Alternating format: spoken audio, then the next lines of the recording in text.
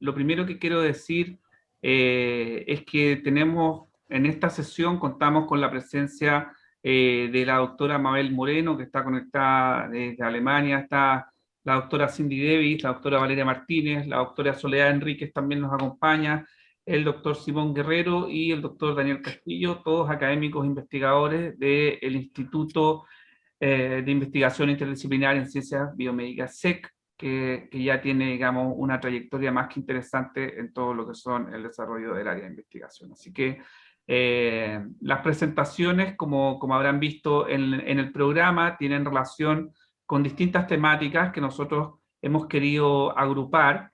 En el área, digamos, de los materiales, tenemos la presentación de Mabel Moreno y de Cindy Davis sobre la temática de nanodispositivos, el futuro de la inteligencia artificial y el estudio de propiedades absorbentes y fotocatalíticas de nanocompósitos híbridos de dióxido de titanio.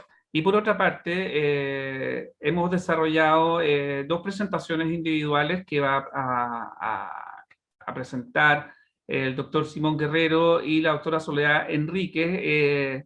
En el ámbito, digamos, de Simón va a presentar nanoclúster de albúmina en tratamiento y detección de cáncer y otras enfermedades, y Soledad Enríquez, por otra parte, en el ámbito de la regulación de progesterona por metabolitos del estradiol y células de granulosa humana, posible función en la ovulación. Dada la especificidad, se ha optado por mantener dichas presentaciones como un carácter individual.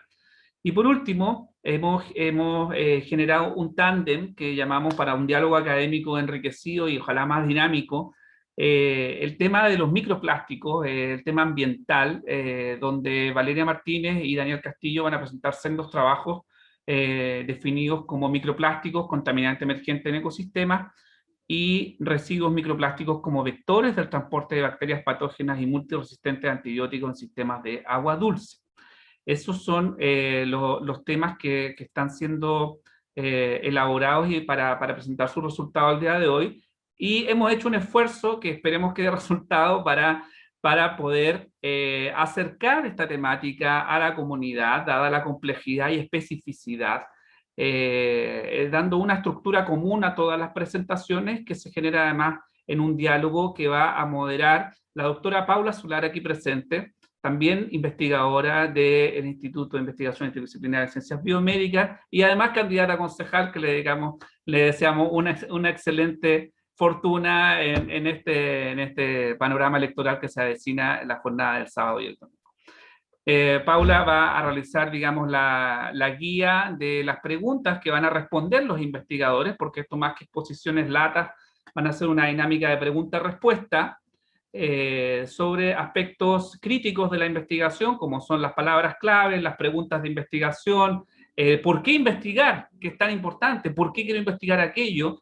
Si hay resultados hasta el momento y qué investigaciones futuras se pueden proyectar a partir de estas temáticas. Esas son las preguntas que todos los investigadores van a intentar responder hoy día, y para eso contamos con también el apoyo de una investigadora que les va a poder poner entre la espada y la pared si es que es necesario. Así que gracias, Paula, también por tu presencia y colaboración. Sin extenderme más, quería darle la palabra a nuestra vicerrectora académica, doña Alejandra Ríos, que quiere señalar también algunos alcances de esta importante actividad. Vicerrectora. Gracias, David.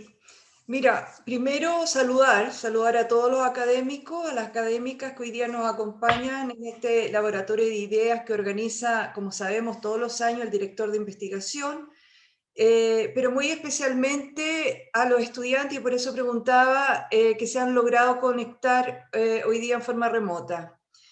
El propósito de este tipo de encuentro, creo yo, que es la puesta en común de los trabajos de investigación que llevan a cabo nuestros académicos e investigadores, siempre en el marco del sistema de ciencias que la universidad ha definido.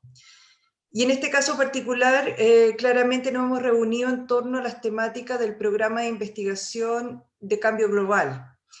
Para la universidad, y principalmente su modelo formativo, el eje articulador de la excelencia y de la calidad académica no es solo cuán bien los estudiantes se forman a partir de la docencia que reciben en el aula, sino también cómo cada uno de ellos es capaz de desarrollar otro tipo de habilidades más transversales como las que en este tipo de eventos, ¿no es cierto?, se promueven y que se vinculan, creo yo, con habilidades de indagación, de desarrollo del pensamiento crítico, de racionalidad y sistematicidad de los procesos, entre otras.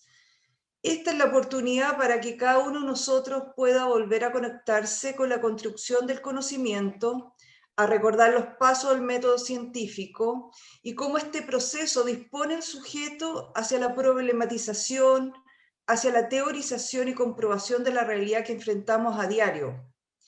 Yo estoy convencida, colegas, que la integración en el proceso formativo de estas capacidades que son más transversales, junto a otras más, y la vinculación de estas a los conocimientos disciplinarios y profesionales que reciben los estudiantes que están en el aula, permitirá a ellos, ¿no es cierto?, alcanzar la excelencia en un desempeño profesional futuro. La universidad, como ustedes saben, dispone de un marco que regula la actividad científica e investigativa conocida como el sistema de ciencia. Y en este marco se establece, entre otras materias, claro, que la universidad a través de sus facultades debe conectar a los estudiantes con los resultados de la producción científica de los académicos que investigan con nosotros y vincular a aquellos alumnos que están interesados con el proceso investigativo que realizan sus profesores. Por lo tanto, esta instancia, este evento de hoy, cumple este propósito declarado y a la vez resalta esta dimensión formativa que tiene la investigación en el proyecto académico universitario. Para terminar, solo agradecer nuevamente a los académicos y a las académicas, todos investigadores que hoy nos presentarán los principales resultados de su labor investigativa en el área, por contribuir con tanto entusiasmo, cada uno de ellos desde sus propias disciplinas y profesiones, al proyecto de la universidad y desearles a todos una muy buena jornada de trabajo en el día de hoy. Gracias, David. Muchas gracias, vicerrectora, por sus palabras. Bueno, sin más, vamos a dar inicio a la dinámica. Quiero pedirle a Paula Solar que desmutee su micrófono para que pueda empezar también a interactuar con la primera presentación que tenemos preparada, que va a llevar adelante la doctora Mabel Moreno y la doctora Cindy Davis. Vamos a intentar compartir pantalla. Bien.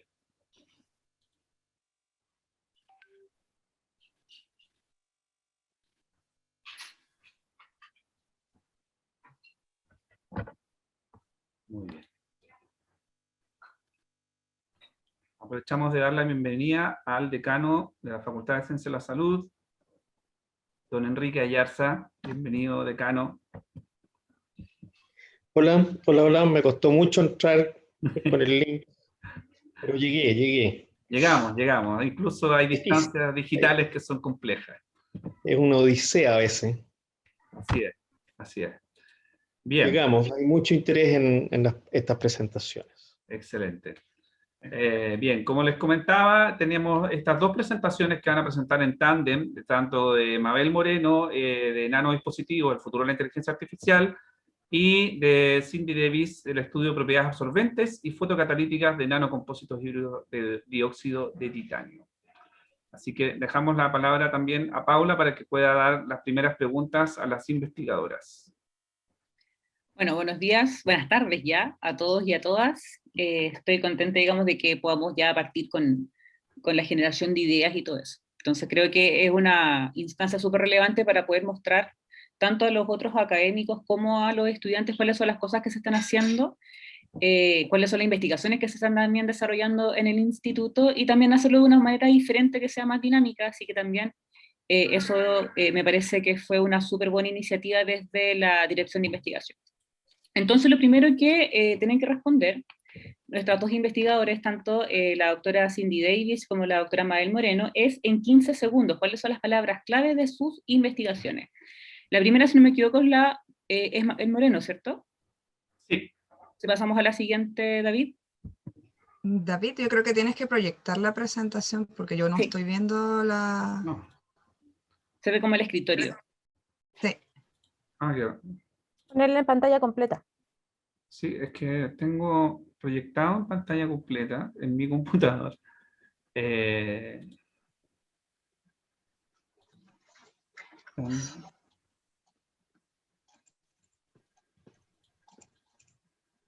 ¿Ahora? Sí, Ya, ahí ahora está la mía, tiene que ser la anterior, que era la de Mabel. Sí, Eso. antes de que respondan, lo primero que les quería comentar es que preparamos esta nube de palabras que incluyen todas las palabras que ustedes incorporaron en sus presentaciones, para que nos hagamos una idea de qué nos van a hablar. O sea, aquí están las palabras más mencionadas en las dos presentaciones. Podemos ver nanoestructuras, en fin, materiales, todo esto para tener una idea. Y ahora, si quieren, pueden comentarnos sus palabras. entonces, primero la doctora Mabel Ok, Moreno. En 15 segundos, ¿cuáles son tus palabras clave? sí, muchas gracias por asistir. Bueno, mis palabras clave de mi investigación son nanodispositivos, entre ellos tenemos nanomemorias, nanobaterías, nanofotodispositivos. En el área de los implantes tenemos liberación controlada y dirigida de fármacos. En inteligencia artificial tenemos las interfaces cerebro-computadoras y los LAC.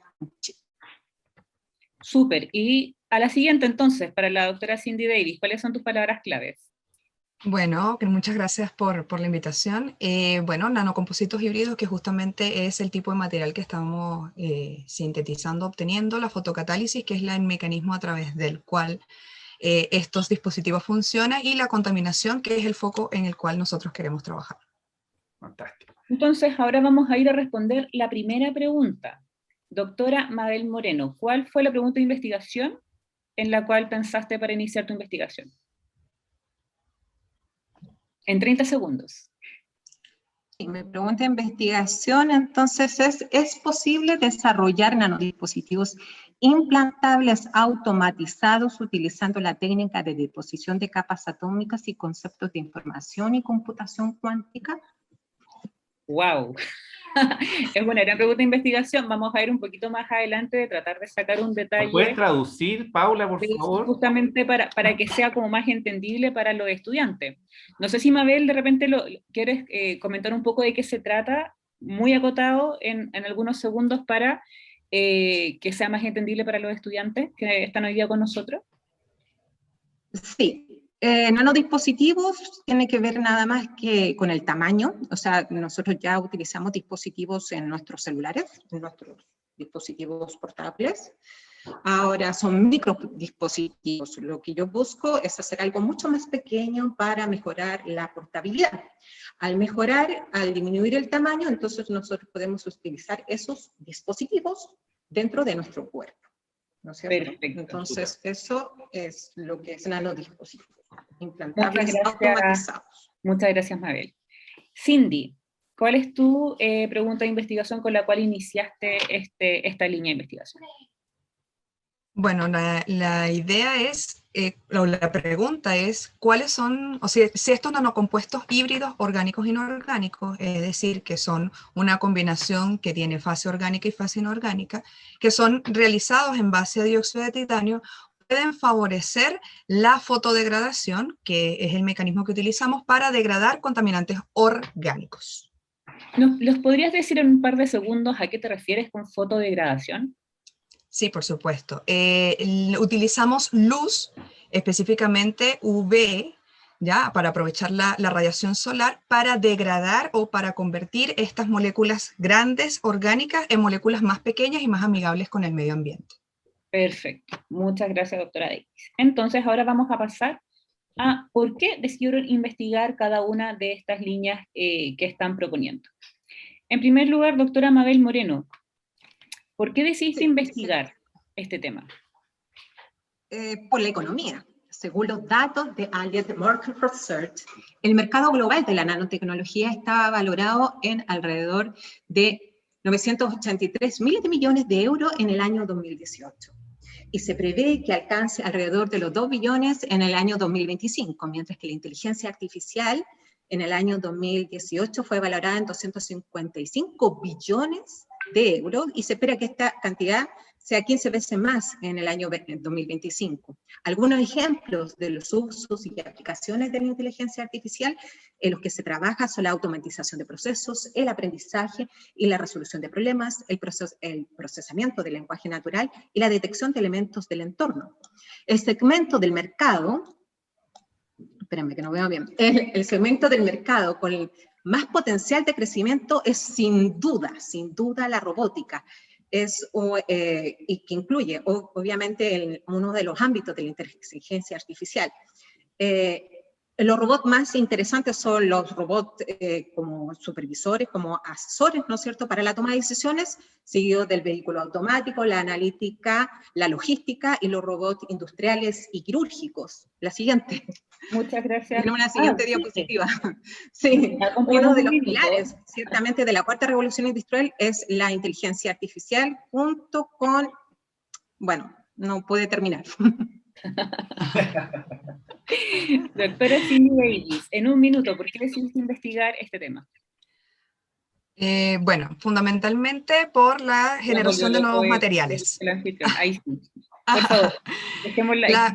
La producción y generación de nuevos materiales con potenciales aplicaciones justamente en esta fotocatálisis, en esta degradación acelerada por fotones. Principalmente contribuir al conocimiento, porque es importante conocer cuáles son los mecanismos de cómo estos compuestos reaccionan, porque de esa manera vamos también a poder saber cómo los vamos a utilizar y obviamente contribuir a la descontaminación de aguas, que es nuestro principal foco de aplicación de este tipo de materiales.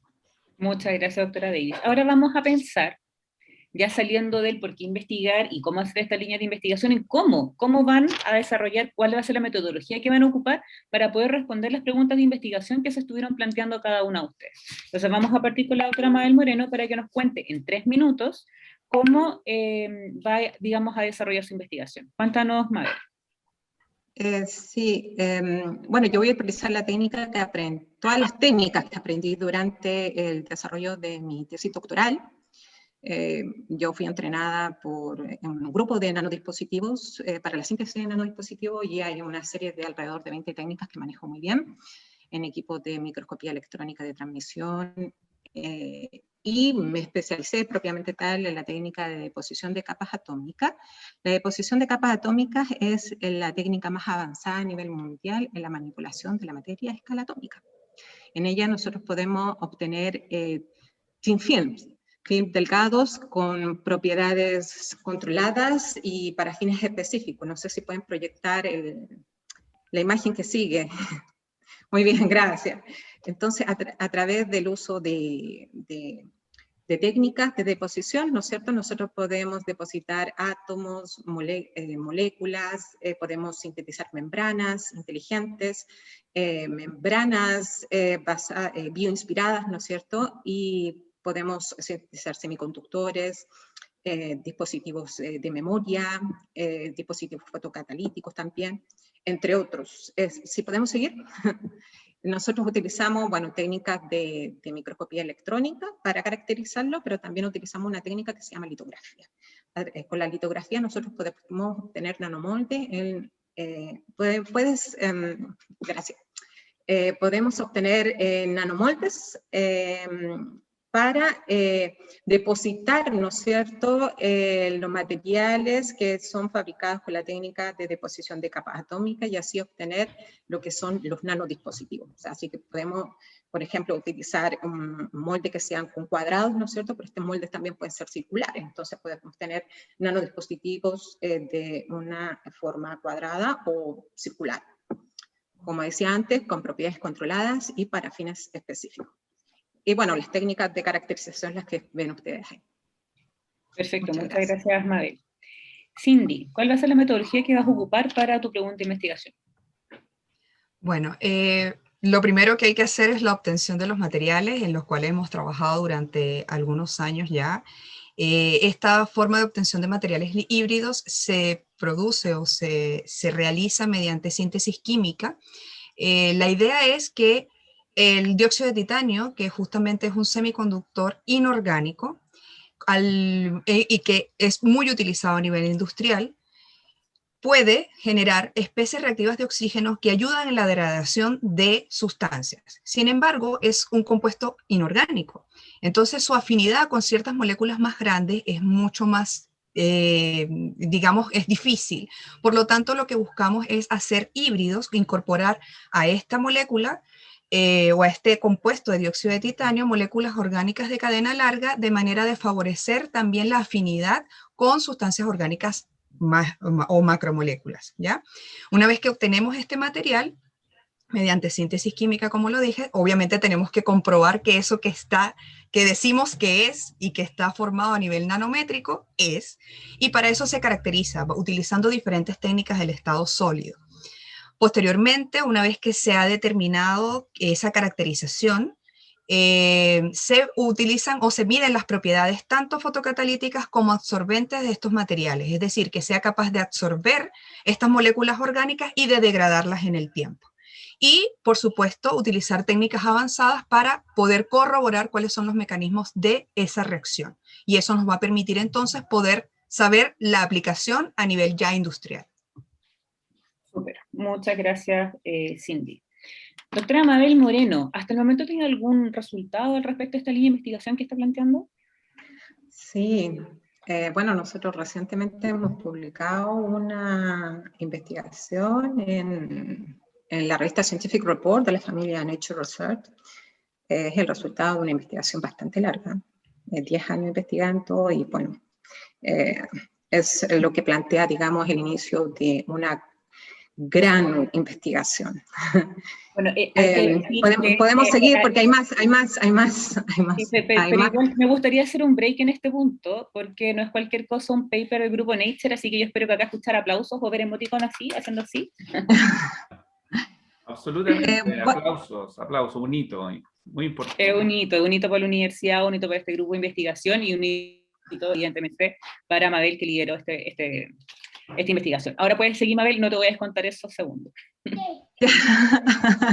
Ok, gracias. ¿Puedes seguir con las otras diapositivas? Bueno, eso fue, claro, un artículo de muchos que nosotros esperamos ya seguir publicando en la revista Nature. Lo que estoy presentando ahora son algunos resultados que también pienso yo subir, ¿no es cierto?, a evaluación en la revista Nature Communication. Bueno, uno de ellos, nosotros hacemos muchas cosas. Con la técnica de deposición de capas atómicas uno puede funcionalizar superficie. Entonces, entre ellas están lo que ustedes ven en la parte superior izquierda, son micronanomembranas. Nosotros utilizamos la técnica de deposición de capas atómicas para funcionalizar las micromembranas. Y después nosotros, hacia abajo, nosotros utilizamos la técnica de deposición de capas atómicas para funcionalizar medicamentos. Y también utilizamos, bueno, técnicas de computación cuántica y computación clásica, ¿no es cierto?, para caracterizar los materiales que nosotros estamos estudiando. Hacemos estudios de afinidad entre el ligando y proteínas transmembranas. También hacemos microdispositivos. ¿Puedes seguir con la otra diapositiva, por favor? Y hacemos nanomembranas bioinspiradas. Para el desarrollo de nanodispositivos como lo que ustedes ven en la parte inferior izquierda, derecha, perdón. También sintetizamos nanocanales para el almacenamiento y liberación de componentes activos. Siguiente. Ya, gracias. Súper. Ahora, doctora Cindy, cuéntenos. ¿Qué resultados tiene hasta el momento en esta área de investigación que ha planteado? Bueno, estas estructuras que se obtienen como nanopolvos, como la imagen que vemos al lado izquierdo de nuestra pantalla. Y cuando hacemos los estudios a través de microscopía electrónica, encontramos una particularidad de estos materiales que hemos obtenido, y es justamente que tiene arreglos de láminas. parte de lo que nosotros hemos ido dilucidando con el tiempo, y estos resultados corresponden a una publicación que también salió en abril de este año, en colaboración con la Universidad de Chile, la UTEM y la Universidad de Sao Paulo. Hemos logrado dilucidar cuál es esa estructura. Parte de lo que les contaba al principio se relacionaba con caracterizar, con entender cómo funciona y cómo a nivel nanométrico están estos arreglos estructurales. Entonces, la imagen que vemos acá a su derecha, o a la derecha de nuestra pantalla, es justamente cómo ya hemos logrado ver que son esas líneas de moléculas de dióxido de titanio unidas a estas cadenas de carbonadas largas, y que esto se replica, o sea, es periódico, se replica en toda la estructura. Y entonces lo que hacemos con ello es tratar de, obviamente, al incorporar estas estructuras, podemos, como les decía, favorecer la absorción cercanos a la superficie del dióxido de titanio, que es el agente que realmente genera las especies reactivas de oxígeno al fotoactivarse, y logra entonces degradar estos componentes. La siguiente, por favor. Lo que hemos hecho también mediante diferentes mecanismos, incluso la doctora Mabel Moreno ha participado en la modificación de estructuras a través de la técnica de ALD que ya les explicó, de deposición de metales. Hemos hecho modificaciones de estas estructuras, hemos incorporado semiconductores, hemos visto cómo evaluar cómo modificar esta estructura para potenciar sus capacidades fotodegradadoras.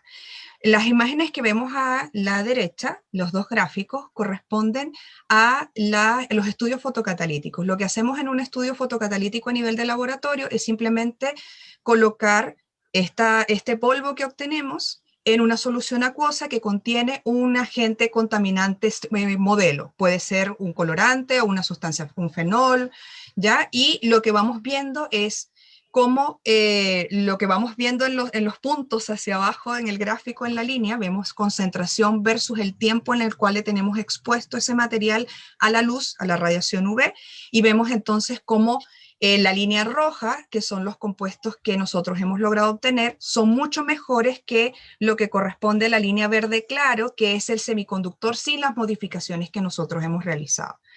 La siguiente, creo que tengo una más. La otra cosa que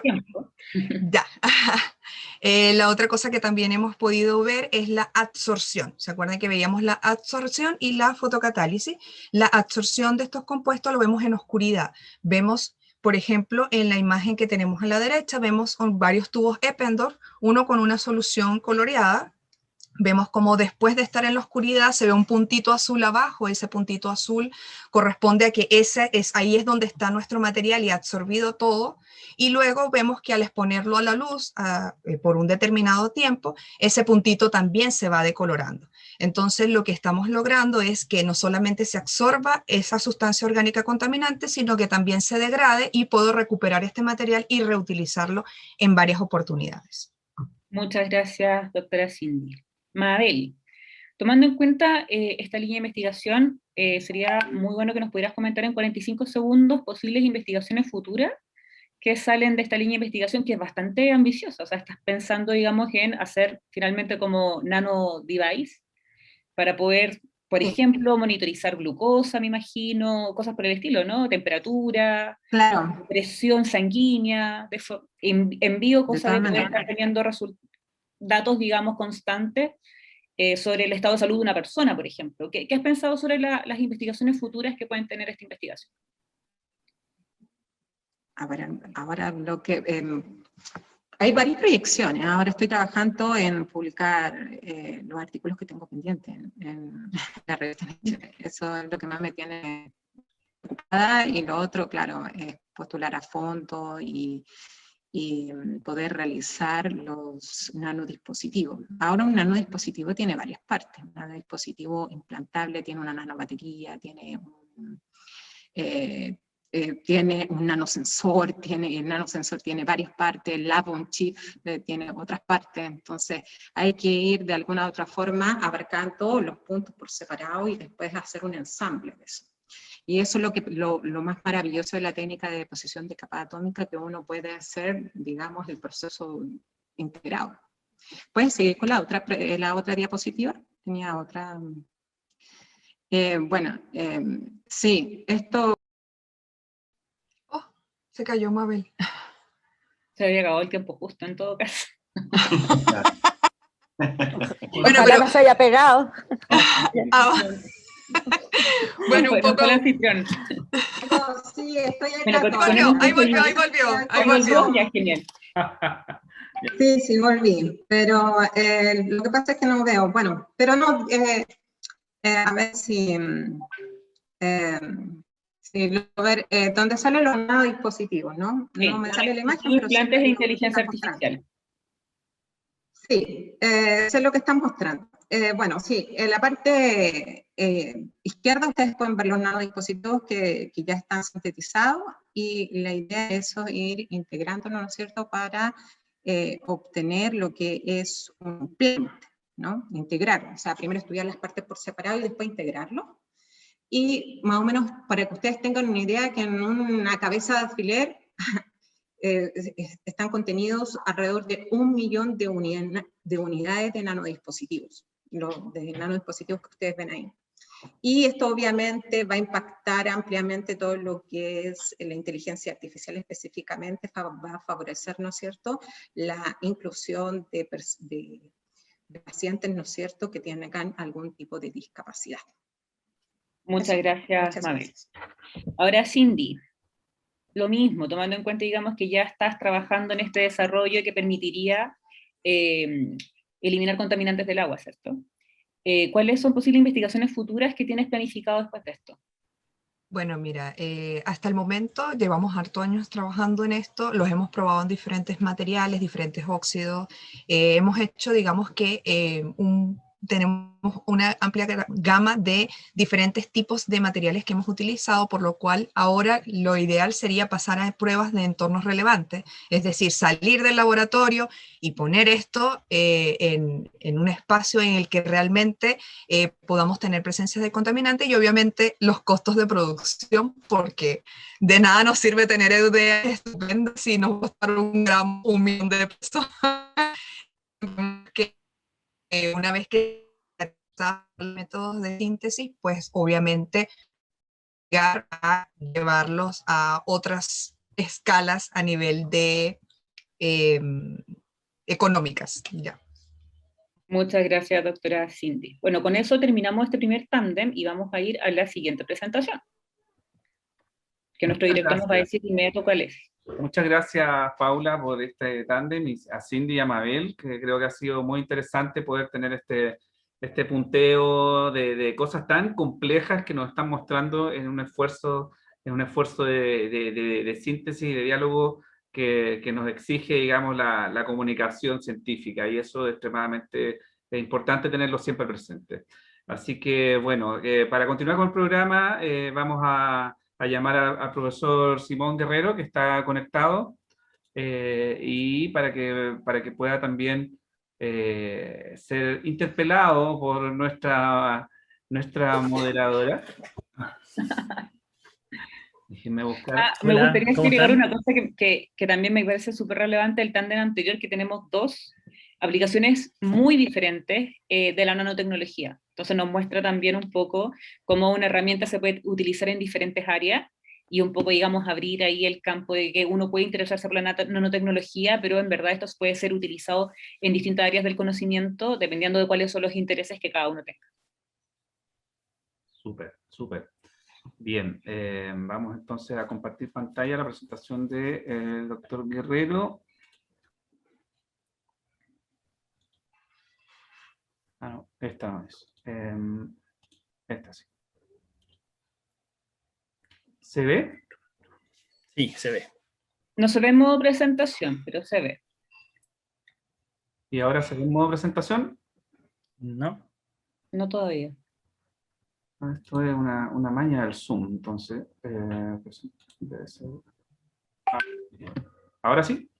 Sí, Sí. ahora sí. Hola, ¿cómo están? Bien, pues. Bien, Bueno, bien. esto es entretenido, ¿no? vernos la cara. Así En es. línea, Así es. al menos. Oye, una Igual cosa, está. la representación individual no los exime de su límite de tiempo, ¿ya? Así que ojo con eso. Perfecto. Vamos a tratar de hacer lo posible. Tenemos tu nube de palabras que tanto deseabas, Simón. Sí, bueno, ayudan mucho las nubes de palabras a ver un poco algunas que son importantes. En la línea de investigación, como están viendo, se repite mucho tratamientos, fármacos, y como palabras, bueno, dale con el avance para ir rapidito. Ya vieron la primera pregunta que eran 30 segundos de palabras clave, si no me equivoco. 15. 15. Nanocluster, teranosis y tratamientos de enfermedades. Y en teranosis me quería detener un poquito porque en realidad teranosis es un concepto de detección temprana y tratamiento muy temprano de enfermedades. Un poco eso. O sea, de hecho, si lo decimos en buen chileno, es una palabra, de hecho, que viene de una mezcla de terapia y diagnóstico. Por eso se llama teranosis. Gracias por la aclaración. Exacto. Por eso estoy. Eso es. Cumpliendo su rol. Me parece muy bien. Siguiente, claro. Pregunta de investigación. Bueno, claro, la pregunta ¿cuál es de tu pregunta de investigación, doctor Guerrero? Bueno, ¿es posible desarrollar una herramienta biomédica a partir de una biomolécula como la albúmina para contener un agente de detección basado en nanocluster sin alterar las propiedades implícitas de estas para contener fármacos y poder liberarlos de manera controlada? Voy a tratar de explicarlo más fácil y para eso está un poquito el esquema abajo. En realidad lo que quiero hacer es ocupar la albúmina, que la albúmina es una molécula que todos contenemos, una de las proteínas mayoritarias del torrente sanguíneo, y aprovechar sus propiedades naturales de transportador de fármacos, pero esta vez tratar de dirigirlo un poco más selectivamente.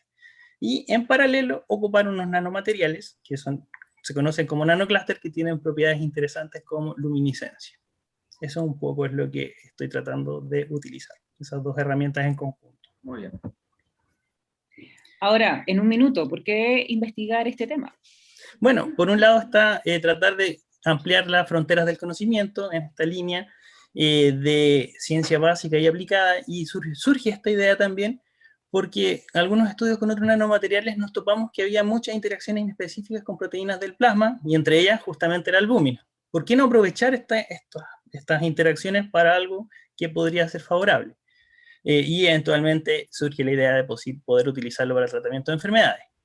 Entonces acá también viene la contraparte de algunos fármacos que nosotros tenemos disponibles, que algunos poseen distribución no específica, una eliminación elevada del sistema, obviamente corto tiempo para tratamiento. Entonces la idea es mejorar un poco esos objetivos, mezclando un poco el conocimiento que se tiene con albúmina y con estas interacciones.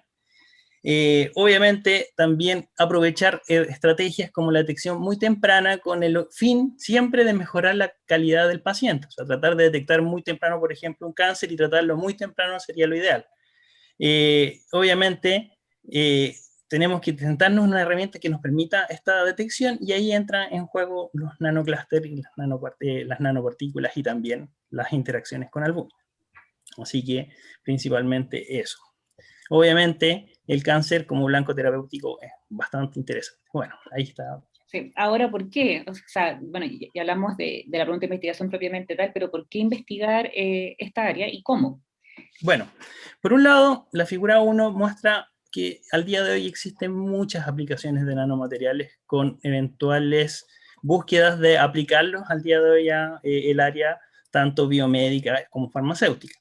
Existe mucha investigación, pero de la investigación que se ha desarrollado es muy poca la que ha logrado llegar al día de hoy a aplicar aplicaciones que sean accesibles a los pacientes. Por otro lado, en la figura 2 tenemos a los nanocluster, que en realidad es un nombre que se relaciona con estructuras que son muy pequeñitas, son grupos de átomos de no más de 100 átomos. En este caso, estoy específicamente tratando de desarrollar nanocluster de oro.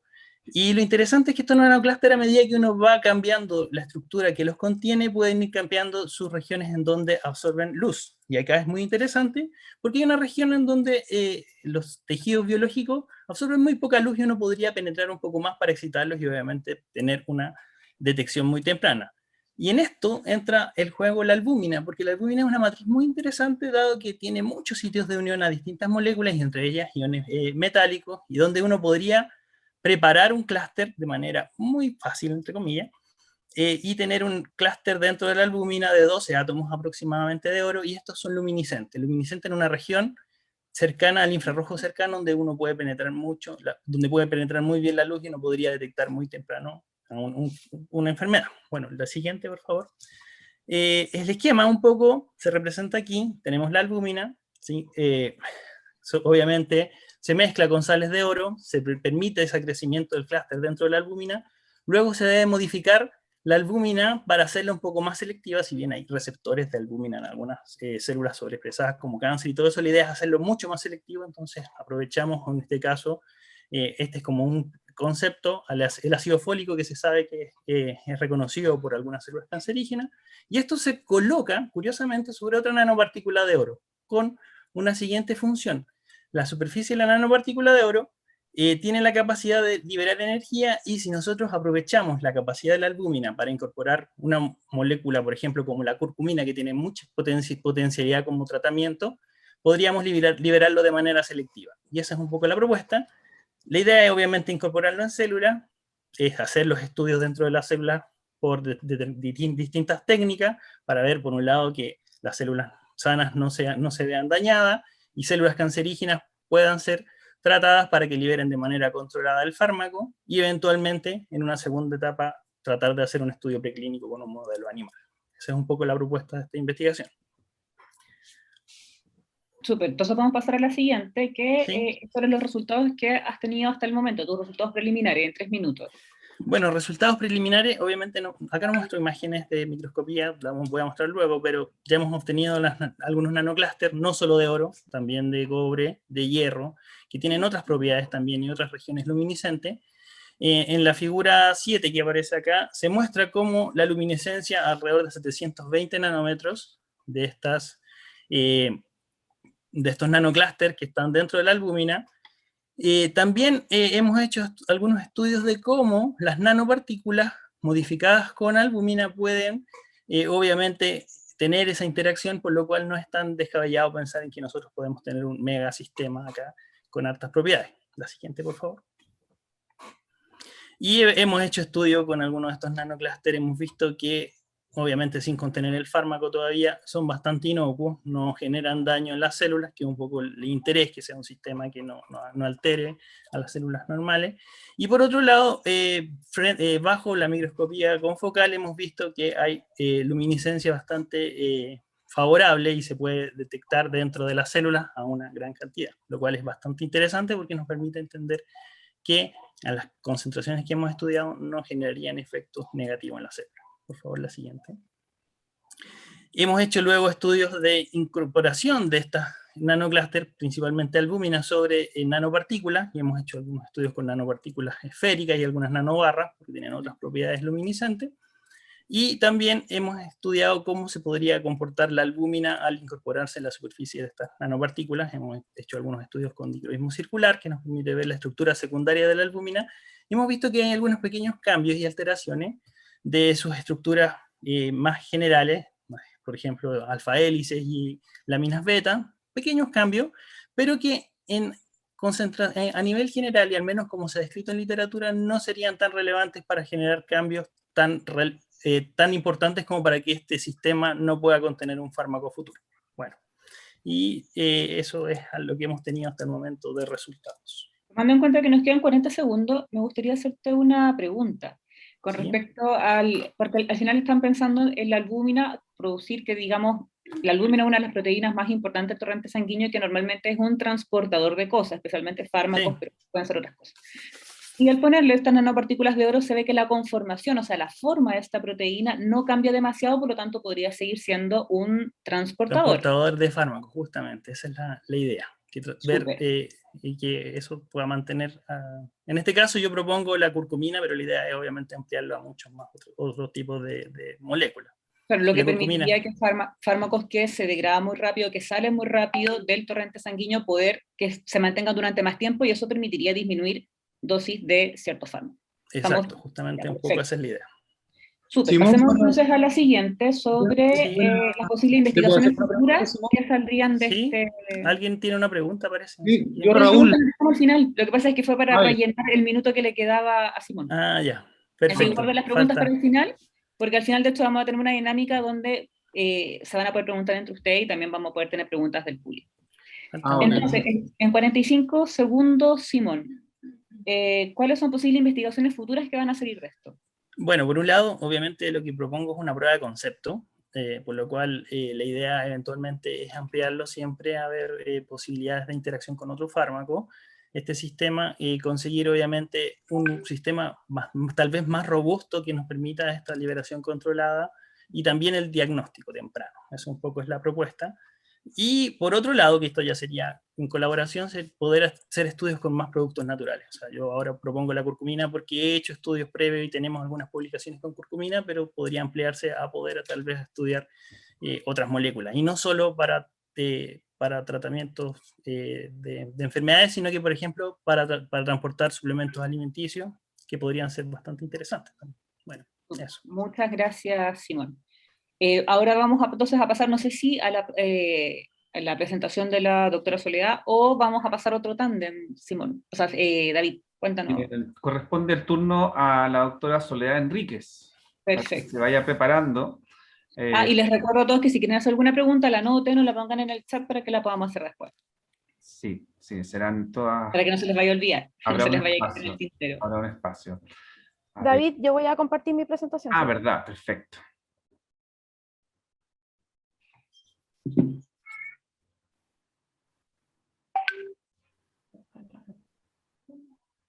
¿Alguien tiene abierto el WhatsApp web? ¿Se ve bien ahí? Sí. Cuando quiera. Paula, no sé si tú vas a decir algo o... No, o sea, sí te voy a ir tomando el tiempo, te voy a interrumpir de repente, pero bueno, y haciéndote las preguntas que corresponden acá desde, digamos, la primera diapositiva. Entonces, lo primero, bueno, el título lo puedes leer tú y después tenemos que decir en 15 segundos cuáles son las palabras claves de tu investigación. Bueno, buenas tardes a todos y gracias por asistir. El título de mi presentación es Regulación del receptor de progesterona por metabolitos de estradiol en células de la granulosa humana y su posible función en ovulación. Perfecto, Ahí, muchas gracias. ahí está, ahora, cuéntanos. ahí está la 15 nube de preguntas, la nube de palabras. En 15 segundos, entonces, ¿cuáles son tus palabras clave, Soledad? Ovulación, que bueno, un proceso que todos los que están presentes aquí conocen, receptor de progesterona y metabolitos del estradiol, que son compuestos que se derivan a partir de la hormona estradiol. Muchas gracias. Y ahora, la pregunta de investigación con la cual empezaste, digamos, a desarrollar esta investigación, en 30 segundos. Bueno, la pregunta es determinar si la expresión del receptor de progesterona, fundamental para la ovulación, es regulada por estos metabolitos de estradiol, y seleccioné dos metoxiestradiol y 2-hidroxiestradiol porque tienen acciones opuestas. Uno es proangiogénico y el otro es antiangiogénico, y como modelo ocupamos las células de granulosa humana, o sea, la importancia de estos metabolitos en la ovulación. Y en un minuto, ¿por qué investigar esto? Bueno, recientes investigaciones muestran que los folículos ováricos producen estos metabolitos de estradiol de forma fisiológica y que ellos, ¿cierto?, tienen funciones durante el ciclo ovárico como regulación del desarrollo folicular y de la fase lútea. Además, estos metabolitos están en altos niveles en el folículo previo a la ovulación, por lo cual podría estar siendo importante para la ovulación, ¿cierto?, que es un proceso dependiente del receptor de progesterona y por esto está el receptor de progesterona como blanco. Y entonces generar mayor conocimiento acerca de la regulación del proceso ovulatorio en humanos ayudaría a entender diversas patologías anovulatorias que afectan a la mujer y su fertilidad, y ya que este último punto, la fertilidad, sigue siendo, ¿cierto?, un problema de salud pública. Perfecto. Ahora, ¿cómo estás desarrollando tu investigación? ¿Cuál es tu metodología? Bueno, para desarrollar esta investigación, nosotros obtenemos células de la granulosa humana de mujeres que participan de procesos de fertilización in vitro. Entonces, en el momento en que ellas van a aspirar sus ovocitos, el biólogo se queda con los ovocitos, ¿cierto?, para hacer la inseminación in vitro, y nosotros obtenemos estas células de granulosa, las cultivamos en el laboratorio, y aquí está, bueno, bastante resumida la metodología, y las estimulamos con diferentes concentraciones de estos dos metabolitos de estradiol que yo seleccioné, además, ¿cierto?, de gonadotrofina coriónica, que da como el primer estímulo, y a partir de estos cultivos, ¿cierto?, determinamos la expresión del receptor de progesterona en presencia de los metabolitos y los niveles de ERK fosforilado que participa en la vía de regulación del receptor de progesterona. ¿Terminaste? Teníamos 3 Sí. minutos. ¿Ah? Súper. Que no, que le pasa que la metodología eran 3 minutos, por eso me sé que ibas a seguir. Entonces, ¿nos puedes comentar un poco cuáles son los resultados que has tenido hasta el momento con esta metodología? También tienes 3 minutos. Perfecto. Bueno, acá les muestro los resultados que se obtuvieron a partir de la inmunofluorescencia para detectar receptor de progesterona en cultivos de células de la granulosa humana. Y si vemos, ¿cierto?, las fotografías que acá estoy mostrando con el cursor, como estímulo principal, ¿cierto?, que se ocupa gonadotrofina coriónica, se ve la localización del receptor de progesterona en el núcleo de las células de granulosa humana, y como podemos ver, cuando coincubamos con este metabolito que es proangiogénico, vemos mayor cantidad de núcleos marcados y una mayor inmunofluorescencia, mientras que cuando incubamos con este metabolito que es antiangiogénico, vemos una disminución de núcleos marcados y de la marca. Cuando cuantificamos estos experimentos, vemos que efectivamente, bueno, los niveles de receptor de progesterona en el núcleo aumentan significativamente en presencia de gonadotrofina coriónica, pero hay un aumento significativo de este cuando hay un estímulo además con este 2-hidroxiestradiol, que es el metabolito de estradiol proangiogénico, y hay una reducción significativa de esta marca, ¿cierto?, cuando incubamos con el metabolito de estradiol, que es antiangiogénico. Disculpa, Soledad, te puedo interrumpir un segundo. ¿Les podría Sí. explicar a los, tanto a los colegas como a los alumnos que están, qué es la angiogénesis? Bueno, la angiogénesis es un proceso súper importante que se basa, ¿cierto?, en la formación de nuevos vasos sanguíneos a partir de vasos preexistentes. Es muy importante en la fisiología, especialmente en la fisiología reproductiva, ya que el folículo, para desarrollarse de forma correcta, necesita, ¿cierto?, tener una angiogénesis activa a lo largo de su desarrollo. Y de hecho el folículo que va a ser folículo dominante y que llega finalmente a la ovulación es el que desarrolla mayormente ovulación. Después, obviamente, en la formación del cuerpo lúteo para la secreción de progesterona, también la angiogénesis es un proceso importante, y bueno, en diversas patologías como el cáncer, ¿cierto?, los tumores para crecer y hacer metástasis necesitan también tener una angiogénesis activa. Y es por esto, de hecho, que se empezó a estudiar el 2-metoxiestradiol en un inicio por sus capacidades antiangiogénicas y para el tratamiento del cáncer, pero ahí eran en concentraciones farmacológicas y nosotros lo vemos en condiciones fisiológicas. Perfecto. Bueno, el siguiente resultado, y que lo fuimos a ver, porque acá muestro un esquema, ¿cierto?, que muestra cómo es la regulación del receptor de progesterona en células de la granulosa, y necesita diferentes vías de regulación después, ¿cierto?, de la activación con las diferentes hormonas, como es la hormona luteinizante o la gonadotrofina coriónica, y vemos que la vía ERK está, ¿cierto?, en media, ¿cierto?, la expresión del receptor de progesterona regulado por gonadotrofina, y fuimos a ver si estos metabolitos podrían estar influyendo, ¿cierto?, en esta vía que es necesaria para la expresión del receptor de progesterona. Y como vemos acá en el primer gráfico, cuando incubamos, ¿cierto?, las células en presencia de este metabolito antiangiogénico, vemos que efectivamente, ¿cierto?, hay una inhibición de la fosforilación de esta vía ERK, por lo cual este metabolito podría estar reduciendo los niveles del receptor de progesterona, inhibiendo la fosforilación de ERK, y por el contrario, al utilizar el metabolito 2-hidroxiestradiol, que es un metabolito proangiogénico, vemos que hay un aumento significativo de la fosforilación de la vía ERK, por lo cual, por este mecanismo podría estar regulando, ¿cierto?, la expresión de este receptor de progesterona, que sabemos que es fundamental para la ovulación, no solo en humanos también, sino que en otras especies. Perfecto. Ahora, tomando en cuenta esto, ¿cuáles son las posibles investigaciones futuras que prospectas después de esta investigación? En 45 segundos. Bueno, con todo esto vemos que estos metabolitos, ¿cierto?, podrían estar actuando de una forma antiovulatoria, el 2-metoxiestradiol, y de una forma proovulatoria, el 2-hidroxiestradiol. Además, nosotros hemos visto que en patologías anovulatorias, como es el síndrome de ovario poliquístico más severo, donde las mujeres no ovulan, hay un desbalance entre estos metabolitos a favor de los metabolitos antiovulatorios, por lo cual, ¿cierto?, estarían involucrados fisiológica y patológicamente, ¿cierto?, en la regulación, no solo del desarrollo folicular, sino que también de la ovulación. Por lo cual, además de seguir investigando, ¿cierto?, las vías que podrían estar involucradas en esta regulación, posibles aplicaciones podrían estar en tratamientos de inducción de ovulación, que podrían servir para los mismos procesos de fertilización in vitro, y también para el desarrollo de nuevos métodos anticonceptivos, pensando en el potencial antiovulatorio del 2-metoxestradiol. Muchas gracias, Soledad. Bueno, entonces con esto terminamos la participación y vamos a el siguiente tándem, que es también el último tándem que vamos a tener el día de hoy, que tiene que ver con el tema de los micro y nanoplásticos, ¿cierto, señor director? Así es. El tándem compuesto, estoy abriendo la presentación, por Valeria Martínez, que está por aquí junto a nosotros, y me falta el otro investigador, ¿dónde está? Y Daniel Castillo, que está aquí también presente. Así que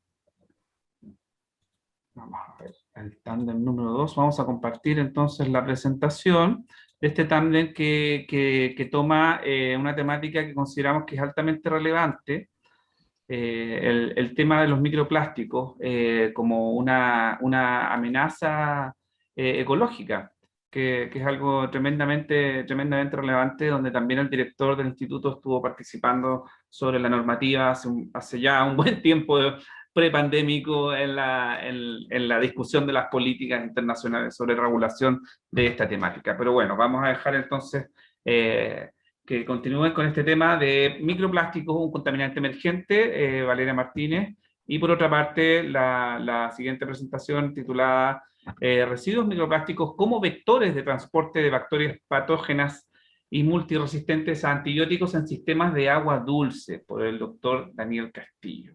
Así que ahí tenemos también la nube de palabras que conforma esta presentación: ciencias ambientales, el microplástico, la bioquímica, todo esto es lo que aparece condensado en este tándem que vamos a ver a continuación. Así que les doy la palabra a los tres. Gracias, David. Bueno, en todo caso me di cuenta que en el primer tándem no le di el tiempo, digamos, a tanto la doctora Davis como la doctora Moreno de que saludaran, así que eso se va a solucionar ahora. Por favor, Valeria y Daniel, que puedan saludar para que partamos con su tándem. Bueno, buenos días a todos, buenas tardes. Muchas gracias por seguir aquí con nuestras presentaciones, y siempre feliz de participar, y sobre todo con compañero en tándem, que hace más dinámico y más entretenido para mí, por lo menos. Daniel. Hola, buenas tardes. Gracias también por asistir acá, y gracias por también escuchar nuestra presentación con Valeria, que ahí van a ver que vamos a estar conectados con el tema de distintos puntos de vista, distintas aristas del mismo tópico. Gracias, Daniel. Entonces, Valeria, en 15 segundos, ¿cuáles son las palabras claves de tu investigación? Bueno, mis palabras claves son microplástico, la segunda palabra clave es medio ambiente, y la tercera, contaminación ambiental. Daniel, tus 3 palabras clave. Mira, siguiendo con la continuidad del tópico que dice Valeria, la mía también, una de las palabras clave es microplásticos, la otra es bacteria y la otra es patogenicidad. O sea, 2 puntos de vista muy distintos frente a los micro y nanoplásticos. Entonces, Valeria Martínez, ¿cuál es tu pregunta de investigación? En 30 segundos. Mi pregunta de investigación es: ¿qué cantidad de microplásticos hay en el ambiente costero de la costa Pacífico? Esa es mi pregunta de investigación. ¿Y cómo puede afectar a los ecosistemas? Y finalmente, ¿cómo poder gestionarlo? Vemos aquí en la diapositiva, en mis 30 segundos si estoy, cómo lo estamos gestionando hasta ahora, vale decir 0. Los microplásticos ya convertidos en trocitos pequeños, y ahí ya tengo una foto que saqué con mi celular en la lupa con microplásticos con arena. Gracias, doctora Martínez. Doctor Daniel Castillo, en 30 segundos, ¿cuál es su pregunta de investigación? Mira, lo que nosotros queremos evaluar es un punto de vista bastante interesante. Cuando tenemos toda esta contaminación por microplástico en sistemas de agua, específicamente el agua dulce, nosotros creemos que el microplástico ofrece una superficie, un microambiente de contacto donde las bacterias patógenas o que son multiresistentes a antibióticos que se encuentran en la columna de agua puedan adherirse a esta superficie, crear biopelículas y ofrecer un ambiente para el intercambio de genes que están relacionados con mecanismos de patogenicidad. Doctora Valeria Martínez, ¿por qué investigar esto?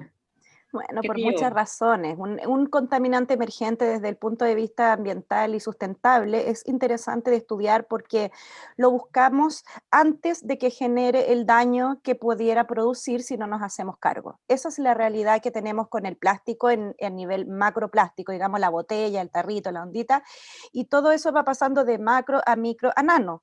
Entonces, ¿por qué investigarlo? Porque es una contaminación emergente, porque tiene todos estos peligros, como mi compañero en tándem ahora, Daniel, les está mostrando que no solamente el plástico, sino que todo lo que él puede acarrear. Y además, porque en todos los lugares donde se ha buscado plástico, microplástico se ha encontrado, en ambientes de agua dulces, marinas, lejanos a la costa, cercanos a las ciudades, lejanos, donde sea. Incluso los glaciares, ¿cierto? Incluso en los glaciares en la Antártida, y creo que hasta el calamar gigante también está atorado, pero bueno, por esa razón. Daniel, ¿por qué investigar tu línea de investigación? ¿Por qué partiste? Mira, como por lo que dice Valeria, la contaminación por plástico es un desafío tanto ambiental y un desafío social también. Es un cambio de conciencia y un cuidado al ecosistema, por lo tanto, es un problema mundial. Pero ¿de dónde viene todo este plástico, por ejemplo, costero? ¿Y por qué investigamos en agua dulce? Porque las aguas dulces que traen y acarrean esta contaminación microplástica proviene de estos sistemas que llegan a la costa. Por lo tanto, sería bastante interesante ver cómo puede afectar aún más a un nivel micro esta contaminación plástica, y por lo tanto nosotros evaluamos la posibilidad de que ellos puedan ser como transportadores de bacterias patógenas o multiresistentes que se pueden insertar en distintos ecosistemas. Suena tétrico, debo decirlo. Oye, es maravilloso, encuentro. No tétrico. Qué bueno que estamos estudiando. En 3 minutos, ¿cómo vas a desarrollar tu investigación? ¿Cuál es la metodología que vas a utilizar? Bueno, lo primero a decir es que necesitamos levantar una línea base común, vale decir, tener una idea de qué es lo que hay, una certeza más bien de cuánto microplástico hay en los ambientes y dependiendo de eso, digamos, poder avanzar. Lo primero es levantar esa línea base. Poder usar una técnica que sea validada todavía en microplástico para estudiar su, por ejemplo, concentración en microplástico o lo que sea, digamos, en este tema, no hay una técnica validada, por lo tanto necesitamos coordinar una misma técnica, la línea Pacífico de América, para poder comparar entre las distintas partes de la costa relacionado con las corrientes y toda la producción de plástico, etcétera, cuánto plástico hay, si es realmente limpiar la playa sirve para algo o simplemente para que se vuelva a llenar, y qué efectos podría tener. Bueno, como todavía no tenemos estos métodos validados, estamos haciendo estudios previos ahora, más bien relacionados con las investigaciones que ya hay, que nos indican que hay, pero como no son métodos estandarizados, no se pueden juntar todos los datos para analizar entre sí. Entonces vamos a usar una técnica definida para hacer un muestreo y un levantamiento base, que es cualquier principio de un estudio ambiental. Muchas gracias, Valeria. Daniel, en 3 minutos, ¿cuál es la metodología que estás utilizando para tu investigación? Mira, para esta propuesta y cumplir nuestros objetivos, lo que nosotros tenemos es un plan de trabajo, ¿ya?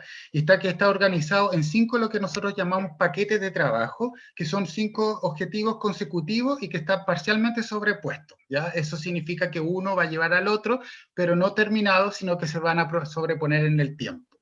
La base de nuestro trabajo, el paquete de trabajo es el que ustedes ven a mano izquierda, que es el número 1, y es el muestreo.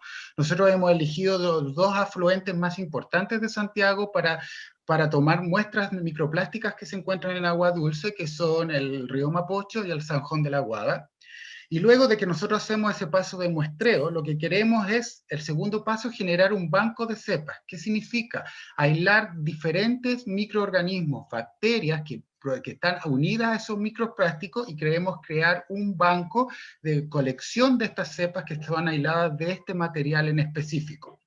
Para luego, en el paso 3, lo que queremos es analizar su fenotipo, o sea, la capacidad de esta bacteria, por ejemplo, para ser patógena, la capacidad de secretar enzimas que puedan degradar distintos polímeros, la capacidad de degradar, por ejemplo, de hemolicinas, o la capacidad de degradar distintos tipos de moléculas, para tener todo un perfil patogénico de estos aislados. Y para luego, de nuevamente saltarnos a otro paquete de trabajo, que es una parte más ya moderna, que es la parte genómica, de poder secuenciar el material genómico que tienen estos aislados bacterianos de muestras microplásticos, para poder hacer una asociación clara, lo que muestra el fenotipo en el paquete de trabajo 3, con lo que muestra el genotipo en el paquete de trabajo 4. Y luego de tener estos 4 trabajos, y a través de todo ello, lo que queremos también, y lo que sabemos que es súper importante en ciencia, es que el trabajo no se queda en el laboratorio, o no se queda en un manuscrito. Lo que hay que hacer es difusión, crear conciencia en la sociedad, que miren esta contaminación, que ustedes ven que es visible e invisible, podemos también llevar bacterias patógenas a distintos lugares geográficos. Por lo tanto, el último paso de nuestro trabajo es poder difundir y diseminar nuestros resultados en distintos centros educacionales, en la universidad, o también en otros, las conexiones sociales que ahora tenemos para poder difundir ciencia. Así como en la revista de investigación que esperamos podamos sacar luego. Exactamente, muchas gracias por eso. Doctora Martínez, ¿cuáles son los resultados? Si es que tiene resultados previos. Por supuesto, en 3 resultados minutos. previos. Resultados previos, bueno, debido a las condiciones actuales que estamos viviendo con nuestra pandemia y todo, estamos un poco medios pillados para ir a sacar muestras de la costa de Sudamérica, Centroamérica y etcétera. Por lo tanto, decidimos asociarnos y buscar asociación con investigadores que estén interesados en crear una red de colaboración para el estudio de micro y de nanoplástico en las costas americanas del Pacífico. Y así es como tuvimos nuestro resultado, nuestra red micro y nano Alfa Pacha, que junta a distintos países de Sudamérica y todas las distintas universidades que pueden ver aquí de distintos países que comparten la costa Pacífico con nosotros. Muchas gracias, Valeria. Doctor Castillo, ¿nos podría comentar si es que tienes algún resultado preliminar al respecto de tu línea de investigación? Este es mío. ¿Me lo puedes dar una vueltita? Sí, porque de hecho te sobró tiempo. Sí, exacto. Perdona, Daniel, perdona. No te preocupes.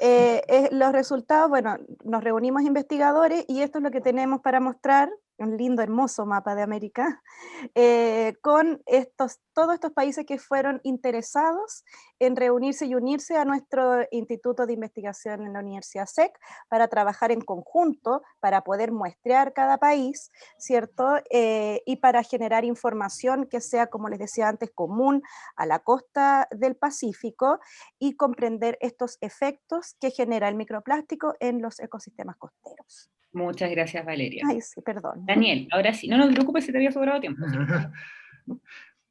Mira, este trabajo fue adjudicado recientemente, aprobado por la universidad, por lo tanto todavía no tengo resultados para mostrar. Pero me gustaría recalcar algo súper importante. Cuando los que nos trabajamos en ciencia vamos aprendiendo a través de nuestro camino, nuestras dificultades y todo, que uno no puede trabajar solo, sino que tiene que colaborar con distintas entidades, con distintos científicos, con distintos puntos de vista. Entonces este trabajo, cuando yo lo planteé, se lo planteé también a distintos investigadores y que estuvieron bastante interesados en unirse a este proyecto. Bueno, el trabajo es liderado por mí, que yo estoy ahora trabajando en la Universidad SEC, pero también tenemos colaboración directa con el profesor Matías Middelbo, que es de la Universidad de Copenhague, en Dinamarca, y que él tiene un centro de genómica a libre disposición para este trabajo. O sea, si queremos secuenciar bacterias, virus, de lo que queramos, él tiene toda la libre disposición de que lo podamos hacer en la universidad allá. Y también tenemos una colaboración nacional, que es la doctora Catherine García, que ella es experta en evaluar la patogenicidad de bacterias en distintas líneas celulares, y ella está trabajando recientemente en la Universidad Autónoma de Chile. Entonces aquí, mezclando un poquito microbiología, genómica y fenotípicos, el resultado fenotípico, nosotros podemos unir todo este triángulo para poder concretar los objetivos de nuestro proyecto. Muchas gracias, Daniel. Entonces con eso terminamos la parte de presentaciones y ahora viene la parte de interacción en donde cada uno de los investigadores que expuso, tiene que elegir a un investigador para hacerle una pregunta antes de hacer las preguntas del público. Ah, me faltó. Sí, falta una parte, cariño. Nuestra moderadora va on time. Sí, A va 13:15, 13:15 abrió la ronda de preguntas, pero vamos a dejar un pequeño margen para las investigaciones futuras. Sí, 45 Sí, segundos cada uno. Rápido. Disculpe. Sí, no hay problema. Una vez que sepamos cuáles son las concentraciones de microplásticos en los distintos ambientes naturales, podemos, por ejemplo, apoyar regulaciones de los distintos países para hacer una eficiente gestión del plástico, por ejemplo. Otra cosa que estamos muy interesados, igual que mi compañero Daniel, es apoyar la educación ambiental en relación a la gestión de las contaminaciones en general, particularmente de plástico en este caso. También se puede estudiar la relación que existe entre la contaminación con plástico y otros contaminantes, que es exactamente el foco que hace Daniel, y también estudiar efectos del microplástico en la salud de las personas, los animales y el ambiente, que unen las tres aristas de lo que llamamos hoy el One Health o una salud, que une la salud de los animales, de la sociedad y del ambiente en general. Finalmente, podemos estudiar cómo afectan también las corrientes marinas en la distribución de estas contaminaciones en zonas costeras y muchas otras preguntas que no alcanzaron ni con el tiempo ni con la diapo. Muchas gracias, Valeria. Daniel, ¿cuáles son las investigaciones futuras que es de tu investigación?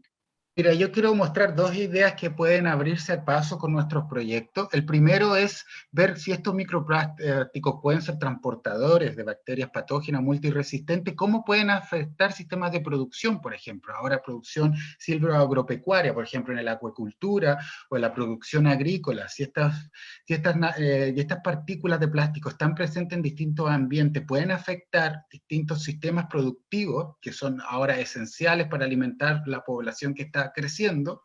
Y la otra pregunta, ¿también pueden ser estos transportadores de otros tipos de entidades biológicas? Nosotros podemos encontrar virus asociados a partículas plásticas, podemos encontrar virus del herpes, podemos encontrar, por ejemplo, el mismo SARS-CoV-2 ahora presente, lo podemos encontrar también presentes, asociados o adheridos a estas partículas. Es otra pregunta que se puede abrir después de nuestros resultados.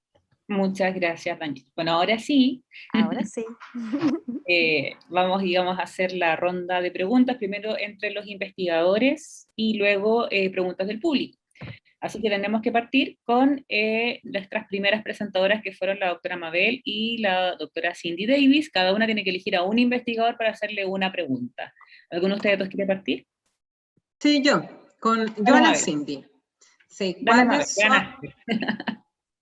Que vaya pensando sus preguntas, si hay preguntas, claro, que vayan pensando. Yo tengo una para la Cindy de que ¿cuál es la posibilidad que ella pueda en el futuro sintetizar a nivel industrial sus nanotubos de trititanato y comercializarlos?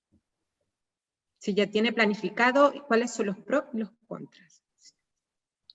Cindy.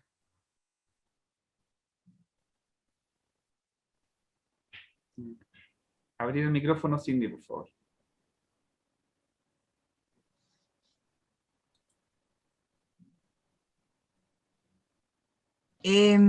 Perdón, que me estaban llamando por una entrega. A mí me gustaría preguntarle a la doctora Soledad. No, tienes que hacer una pregunta, Cindy. Ah, perdón, no la escuché. No la escuché, perdón. Estamos invadidas. Sí. Repite la pregunta, por favor. Me repite la pregunta. ¿Tú tienes planificado dentro de tu investigación proyectar la síntesis industrial de tus nanotubos de trititanato? ¿Sí? Si tienes eso proyectado, y la otra parte, ¿cuáles serían las posibles aplicaciones de ello? ¿Para qué campo en Chile? ¿No es cierto? Las aplicaciones. Ya, mira.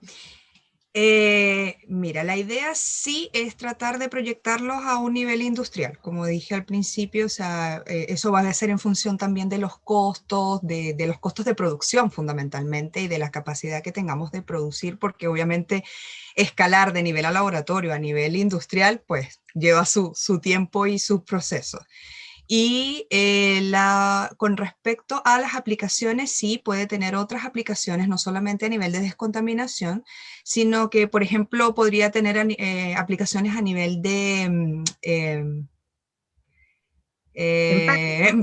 envases para alimentos, que lo que hace es que justamente la característica de que podemos obtener estructuras que son laminares, estando dispersas en estos, digamos, plásticos, trataremos de que sean plásticos biodegradables para no seguir contaminando el ambiente, Gracias.